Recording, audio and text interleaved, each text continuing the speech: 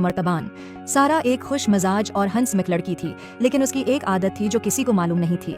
वो कभी भी अपने जज्बात का इजहार नहीं करती थी, चाहे वो खुश हो, उदास हो या गुस्से में, वो सब कुछ अपने अंदर रखती थी।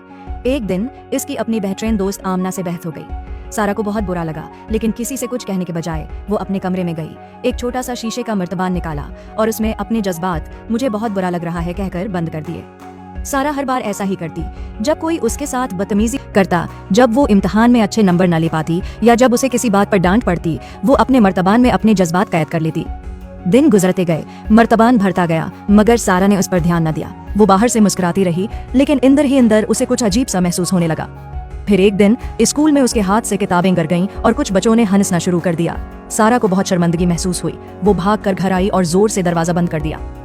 इस रात उसने अपना मर्तबान निकाला और सरगोशी की। मुझे शर्मिंदगी महसूस हो रही है, मैं खुद को अकेला महसूस कर रही हूँ। जैसे ही उसने मर्तबान का ढक्कन बंद किया, चटाख, मर्तबान टूट गया और सारे जज्बात जैसे बाहर निकल आए। सारा जोर जोर से रोने लगी।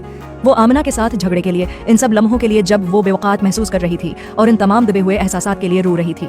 इसकी माँ ने रोने की आवाज सुनी और कमरे में आकर पूछा, सारा क्या हुआ? सारा ने आंसुओं में बहते हुए सब कुछ बता दिया, अपने खौफ, उदासी और तन्हाई के एहसासात। उसकी माँ ने उसे गले लगा लिया और प्यार से कहा, बेटा, जज्बात को कैद नहीं किया जाता।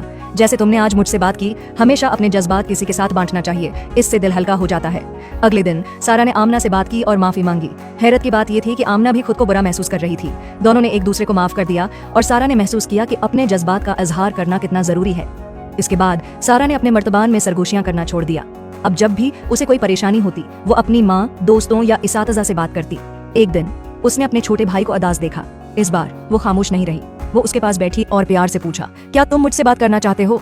उसने कुछ देर सोचा, फिर आहिस्ता से सर हिला दिया। जैसे ही उसने अपने जज्बात का इजहार किया, सारा ने मुस्कुराकर उसकी बात सुनी, ये जानते हुए कि वो उसकी मदद कर रही थी, बिल्कुल वैसे ही जैसे उसकी माँ ने उसकी मदद की थी। इस दिन के बाद सारा ने खुद से वादा किया कि वो किसी को भी अपने जज्बात तन्हा दबाने नहीं देगी। सबक: अपने जज्बात का इजहार करना सेहतमंद अमल है। किसी काबिल भरोसा शख्स से अपने एहसासात के बारे में बात करने से दिल हल्का हो जाता है।